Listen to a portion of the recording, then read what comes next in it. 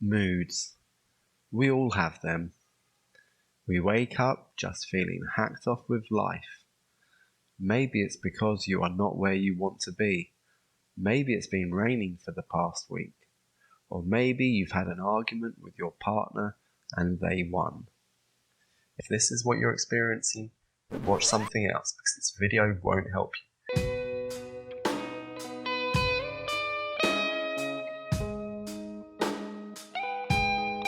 So welcome to my next video. In this video we're going to be taking a look at the moods. Students often think they're a mysterious thing, but they're not really that mysterious. So in English we basically have three types of moods. We've got the indicative, which states factual information and is the majority of sentences that we speak in English. So something like the kids drove off quickly down the road would be a indicative sentence because it's making a statement of fact.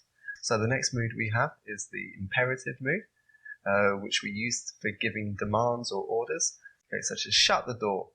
So we generally don't use the subject in it, but you can do to add emphasis.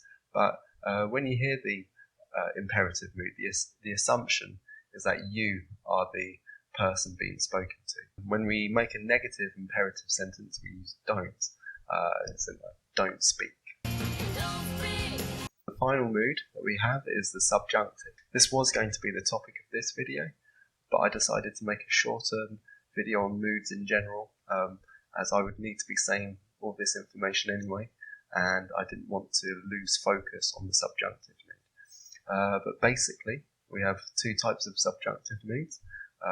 We've got the past subjunctive and the present subjunctive. The past subjunctive is basically using the word were in sentences like, if I were you, I'd put some ointment on that. So we use that for stating hypothetical information. So if I said if I were you, that's hypothetical because I am not you. The other subjunctive we use is the present subjunctive, which we use for making suggestions or demands. And this is just the bare verb. Okay, you can sometimes hear it clearly in sentences such as like, the Queen demanded that the prisoner be executed. So we would say be rather than is. That would be the present subjunctive.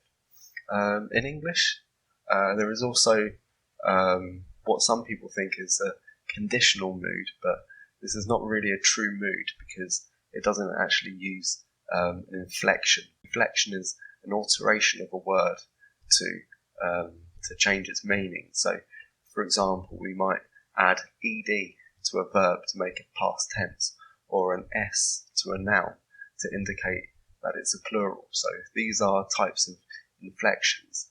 And with the conditional moods, we don't make any kind of alteration to the verb, but we instead add an auxiliary verb like would or would have. So we find it in the main clause. So, if I were you, I would put some ointment on that. The would put would be in the conditional mood here. And if we were making a third conditional sentence like, I would have slept more if you hadn't made so much noise. Would have slept more would be the conditional mood for this. Some languages have another mood, the interrogative mood. Like Welsh has the interrogative mood, but we don't have an interrogative mood in English.